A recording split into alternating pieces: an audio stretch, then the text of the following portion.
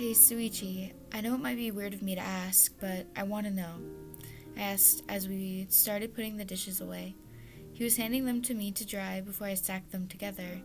After finishing that, we started putting them away into the cupboards. What do you want to know? Is there something you want to ask me? Feel free, he said, turning to me, giving me a small smile.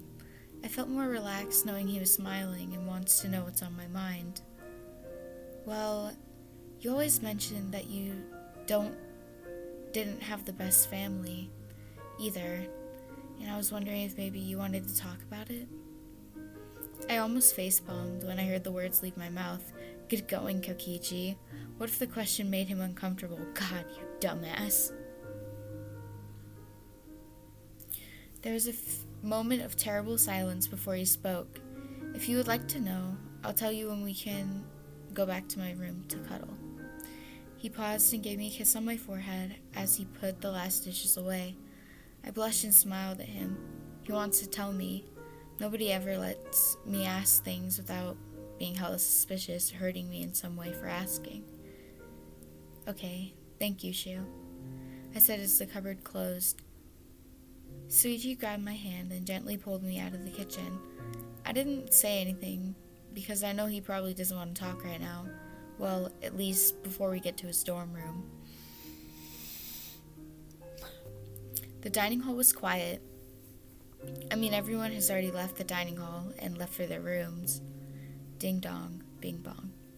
The nighttime announcement sounded, but that didn't make Shuichi stop walking. We just kept on walking to his dorm, hand in hand. Another day. I hope nothing too gory happens, Monofian said, shaking next to Monotaro. Well, a new motive may be coming tomorrow. Oop oop oop, Monokuma screeched before the monitor shut off. Shuichi opened the door to his room and slowly closed it behind us. A new motive, he whispered to himself, putting his hand to his chin. Yeah. I went to sit on his bed. I don't want to have another motive to worry about. I just want to be with my love, without being in this whole hellish game. Hey, you want to know about my family, right? Shuichi asked, trying to change the subject. Yeah, I do. I turned back to him and held his hand in my own. His fingers were slightly shaking, so I let my thumb trace circles on his hand to try to calm him down. Well, to start, my parents are very famous where we lived. My mom was an actress, and my dad was a very accomplished businessman. So because of this, I didn't get much affection as a child. He paused, and I noticed he had some tears falling down his face. I turned his head towards me and wiped the tears off with my thumbs. He looked up at me with a shaking lip, holding onto my hand lightly. I gave him a small nod and a supportive smile, gesturing for him to continue. Thank you. So, when I was younger, I was always alone because my parents were never home. They only had me because the media was all over them. So they would visit to show me off to the public. After a while, my uncle found out when I was volunteering to help him, so he took me in. He sighed and took a few deep breaths before calming down a bit, allowing him to continue.